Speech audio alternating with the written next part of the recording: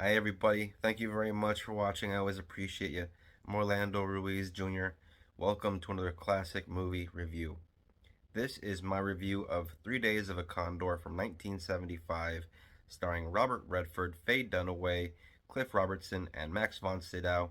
This movie was directed by Sidney Pollack, who directed many films, many classics, movies like Bobby Deerfield, Out of Africa.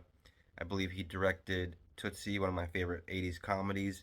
He also directed the movie The Firm from 1993 starring Tom Cruise, the Harrison Ford remake of Sabrina that came out in 1995, and the list goes on and on. He has a great filmography. This film was based on a novel written by James Grady, and it's the story of a man named Joe Turner, who is played by Robert Redford, who in the film works for a place called the American Literary Historical Society.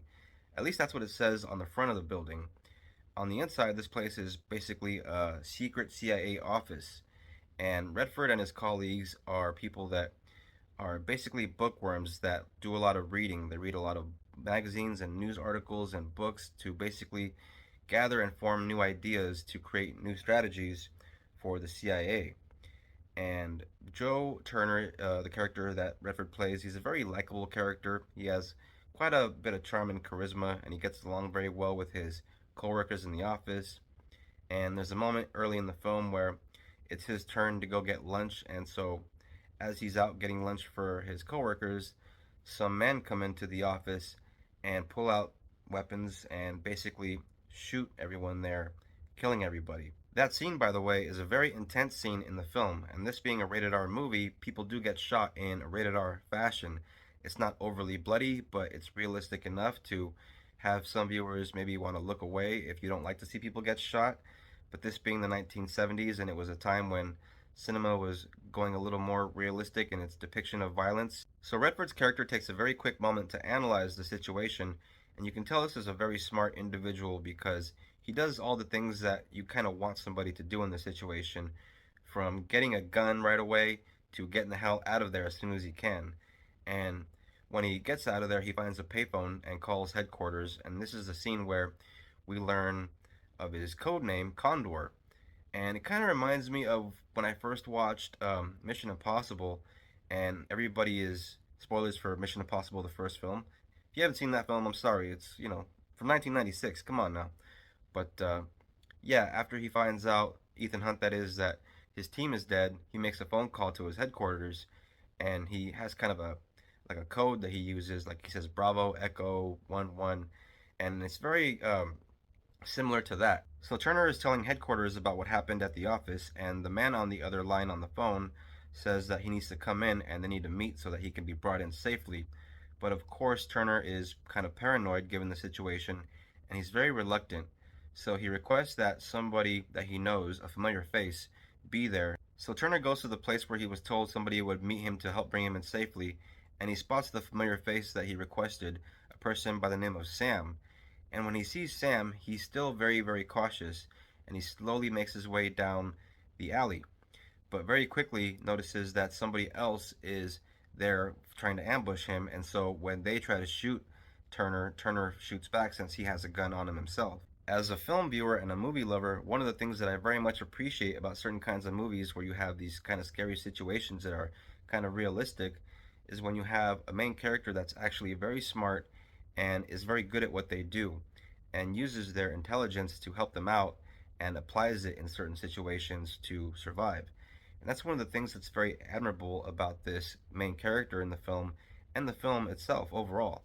It's one of the things that really makes it enjoyable to watch and keeps you on the edge of your seat because even though you know this guy is kind of an amateur when it comes to being on the field, like a guy with a gun and having to defend himself, he's also very knowledgeable because of all the reading and all the things that he's analyzed during the course of his job. So Turner is now on the street with nowhere to go. He has no one he can trust, and he can't go home because it's too dangerous.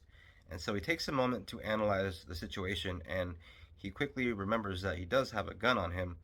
And so, in looking around, he spots somebody that he believes he can frighten into bringing him to their home to hide out for a little while at least. And so he spots a woman about to get into her car, played by Faye Dunaway, who is a very great actress, was in many great films back in her day, movies like Bonnie and Clyde, Of course, the great film Chinatown. She was in the original The Thomas Crown Affair. And of course, you got to mention Mommy Dearest and Network. And so she's very, very good in this movie as well. She plays the role of Kathy. Kathy is your everyday law abiding citizen that is in a very scary situation. And so, because she is such a normal, nice person, you kind of can't help but feel bad for her since she is very scared when Redford has to hold her at gunpoint and forces her to take him to her place for hiding out.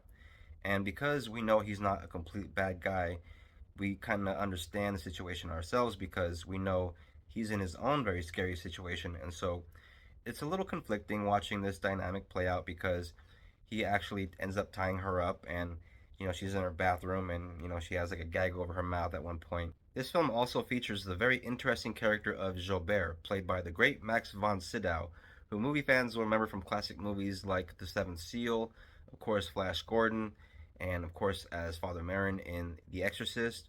And in this film he plays an assassin that works for the CIA, and he is one of the people that shows up at the beginning of the film at the office when all the colleagues of Redford's character are getting killed at the beginning of the film.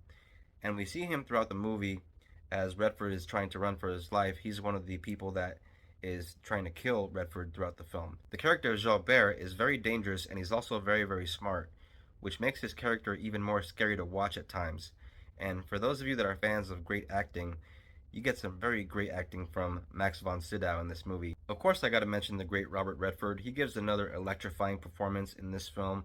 If you watch any of his old movies, you can tell why this guy was a big movie star for so long, back in the late 60s and 70s and into the 80s and 90s. This guy always killed it in anything he was in, whether it was The Natural, or All the President's Men, or Butch and Cassidy, or even more recent films like All Is Lost, which came out in 2014, and he was excellent in that movie, by the way, as well. Yeah, he's one of the all-time greats, and again, there's a reason why he was such a big star for so many years. The guy is captivating to watch. And very much like Redford, Faye Dunaway gives a tremendous performance in this film as well. She doesn't have that much to do in the film because she's basically a hostage for most of the movie, and she's kind of there to be, the girl in the movie. That's kind of a very familiar trope in a lot of movies like these. There's usually a girl, and you kind of got to wonder if the lead and the girl are gonna, eventually, you know, but don't want to spoil that. I'll let you figure that out for yourself, even though the cover of the film kind of implies quite a bit. Even though this movie is considered more of a thriller, there are enough action scenes in the film that are pretty exciting and pretty violent to the point where I think it will please certain fans of action films. And this is overall a 4-star classic in my opinion. This is a very entertaining film that I highly recommend you check out. This is a movie that I believe you can find on streaming, but as I'm always saying, you should get the hard copies while they're still out there. And this is my copy of, it is a dual copy of a couple movies. You have All the President's Men there, which I will get to, I promise. But overall, this is a review for this movie, 3 Days of the Condor. And that is Faye Dunaway there. As you can see, Robert Redford there. And a very scary, shadowy figure back here holding a gun. For movie fans that enjoy a thought-provoking and a very exciting kind of a movie, this is definitely a movie that you should seek out. This is a great watch, and I highly recommend you check out 3 Days of a Condor. It is a classic 70s thriller, and it's a great film. Thank you all very much for watching this classic movie review. I very much appreciate you watching. If you're a returning viewer, thank you very much for your support. I very much appreciate it. And if you are a new viewer, hit that bell and subscribe if you're into classic films, if you're into this kind of thing. I'm always talking about classic films. And for my next video, I plan on doing my top 25 best movies of the 1980s. Of course, it's not my opinion of the definitive greatest films of all time from that decade. It's just my personal favorite films of that decade, so look out for that. It's coming out very soon. Thank you all very much for watching this classic movie review. Very much appreciate you. And don't forget to please comment, share, like, and look out for the next classic movie review. Everybody take care of each other. God bless. Peace out.